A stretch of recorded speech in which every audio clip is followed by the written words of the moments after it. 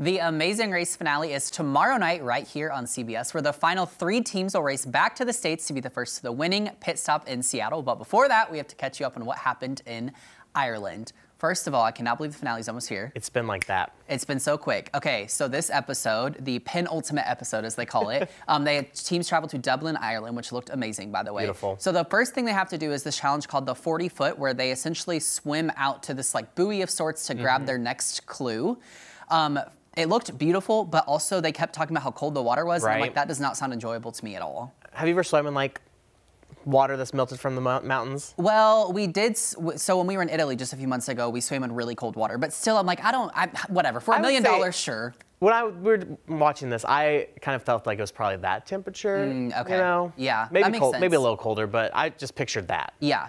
Okay, I will say on this episode too, there was a lot of different challenges happening, and I love when we get to see all of that on these episodes. So the next thing to do is the first roadblock of the episode, which is who wants to get their steps in, where they actually learn how to do a traditional like Irish river dance, which was actually pretty exciting to see. Fun to watch. What was funny is so they had to learn 30 seconds of a dance and dance on the stage with all of the, the river dancers, I guess you call them. And it was so funny because like Corey did really well pretty fast, and then Greg or John, whichever one did the challenge, did it really well really fast. But then you had Steve and then one of the Beard brothers, I forget which one did it. They were struggling so hard. And the thing is, the judge of this was actually like the sweetest guy we've seen on the show judging. Very nice. He's very encouraging, very helpful, but he was like, just one more time, just one more time, just one more time. So you're like, what's gonna happen?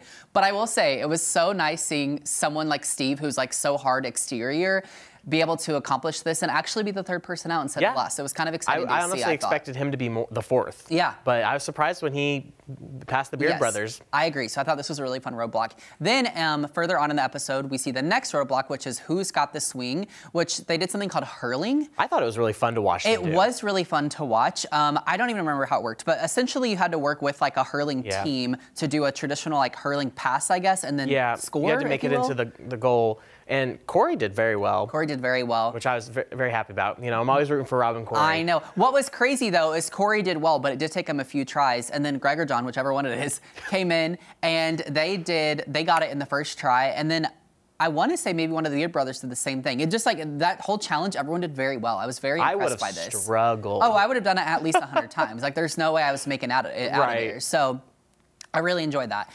Then we see the teams, their last thing before the pit stop is they have to go to this like Irish pub and memorize these 2 riddles, which are very tricky because they're like very old school. There was like double negatives and all these like very different specific language that we wouldn't normally use. Right, and they weren't very short in my opinion. They were lengthy. Kind of lengthy. And here's the thing, my short-term memory is horrible, so I seriously admire the teams for all being able to successfully accomplish this because it would have taken me all day. Well, especially it's towards the end of the day, you're tired, you've done all these physical tasks. You're so close to the final. And you're just like brain dead probably. Yes, yeah. Plus you had to remember who the poet was, the name, and the names were kind of weird. Yeah, the names were weird, but all the teams successfully do this. So then we get to the pit stop, which we were so excited about this, but Rob and Corey finally get a first place finish this season, so they're going to the finale for Love sure. To see it.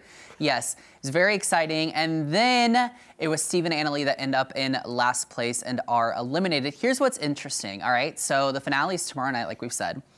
All 3 teams are all male teams. There's no females left in the competition, which we haven't seen a while on Amazing Race. But also they're traveling to Seattle for the finale, and it looks so exciting. Not to tease anything, but I'm pretty sure that they have to do something on the top of the Space Needle or whatever it's called in Seattle, which looks insane. Being